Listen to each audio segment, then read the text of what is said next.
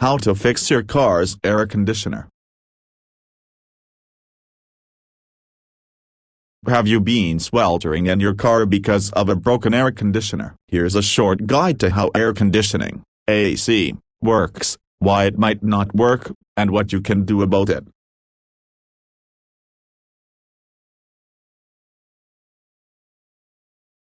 Method 1. Understanding car air conditioning.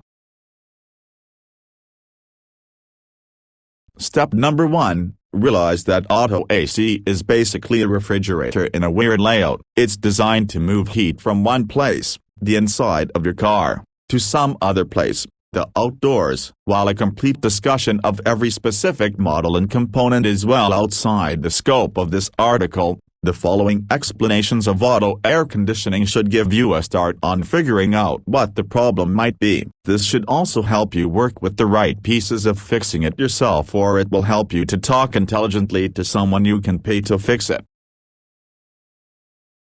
Step number 2. Become familiar with the major components to auto air conditioning. Compressor. This compresses and circulates the refrigerant in the system. Refrigerant, on modern cars, this is usually a substance called R134A, while older cars have R12 Freon, which is becoming increasingly more expensive and hard to find, and also requires a license to handle. The refrigerant carries a heat condenser. This changes the phase of the refrigerant from gas to liquid and expels heat removed from the car. Expansion valve, or orifice tube. In some vehicles, this is somewhat of a nozzle and functions to simultaneously drop the pressure of the refrigerant liquid, meter its flow, and atomize it. Evaporator. This transfers heat to the refrigerant from the air blown across it, cooling your car. Receiver/dryer. This functions as a filter for the refrigerant, oil, removing moisture and other contaminants.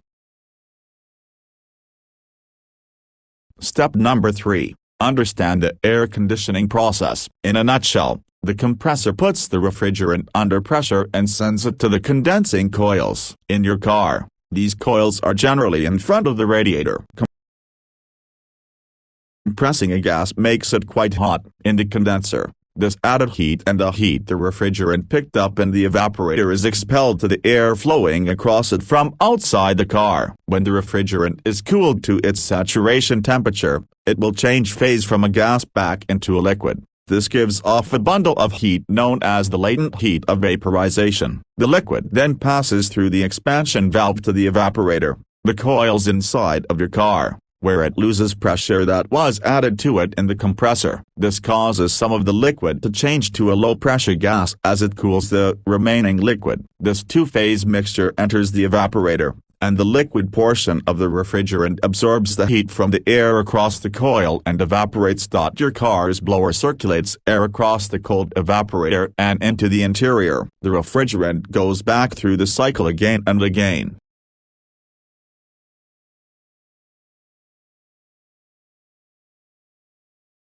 Method 2. Fixing the AC.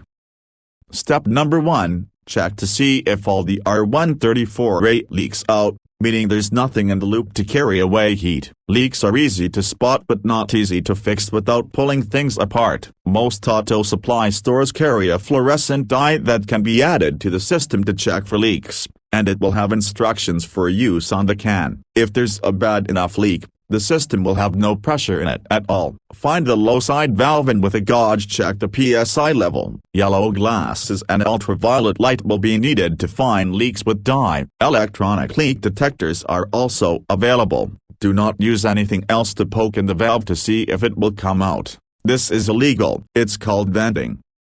Step number 2. Make sure the compressor is turning. Start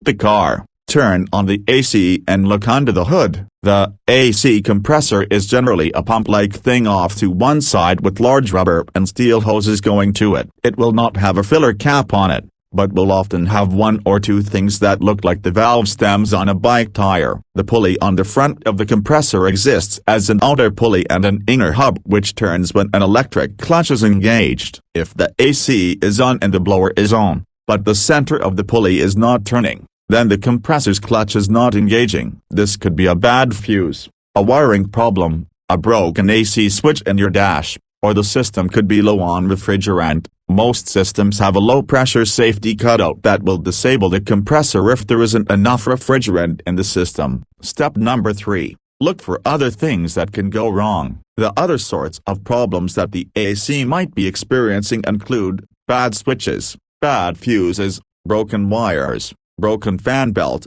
preventing the pump from turning, or seal failure inside the compressor. Step number 4. Feel for any cooling at all. If the system cools, but not much, it could just be low pressure and you can top up the refrigerant. Most auto supply stores will have a kit to refill a system, complete with instructions. Do not overfill. Adding more than the recommended amount of refrigerant will not improve performance but actually will decrease performance. In fact, the more expensive automated equipment found at nicer shops actually monitors cooling performance in real time as it adds refrigerant. When the performance begins to decrease, it removes refrigerant until the performance peaks again. Having your system services by a professional is always recommended.